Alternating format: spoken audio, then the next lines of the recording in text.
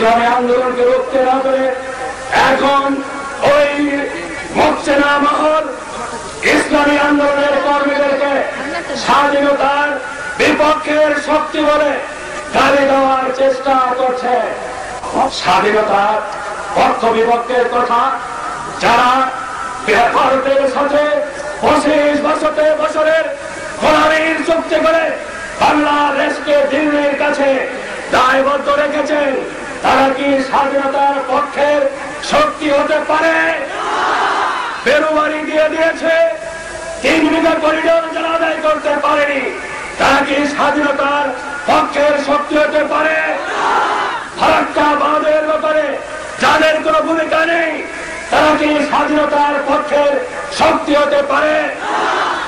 দক্ষিণ তালপট্টির ব্যাপারে যাদের টু শব্দটি বলার হিম্মত নেই, তারা কি বাংলাদেশের স্বাধীনতার পক্ষের শক্তি হতে পারে?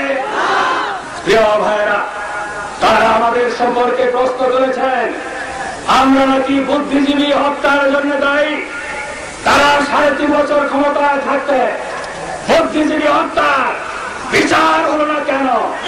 বিচার তো দূরের কথা, তদন্ত কমিটির রিপোর্ট তাদের আমলে প্রকাশ না হওয়ার কারণ কি? কেস করতে সাপ বেরোবার আশঙ্কায় বুদ্ধিজীবী হত্যার তদন্ত কমিশনের রিপোর্ট তারাই চাপা দিয়েছে। তদন্ত কমিটির চেয়ারম্যানকে তারাই হত্যা করেছে। অতএব 20 বছর পরে রাজনৈতিক স্বার্থে আজ এই প্রশ্ন তাদের তোলার অধিকার নেই। বাংলাদেশ উত্তর 3.5 বছর ক্ষমতায় থেকে বুদ্ধিজীবী হত্যার যারা বিচার করতে পারেনি, তদন্ত করতে পারেনি, কারণ এই বুদ্ধিজীবী হত্যার নায়ক তারা জানতো ওই সিরাজউদ্দিন হোসেন বেঁচে থাকলে বাক্সার গঠনের প্রতিবাদ করত, তাই এই বুদ্ধিজীবীদেরকে আগেই তারা সরিয়ে দিয়েছিল।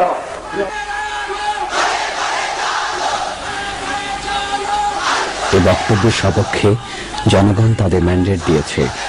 নির্বাচনী লড়াইয়ে তাকে দিয়েছে অকুণ্ঠ সমর্থন।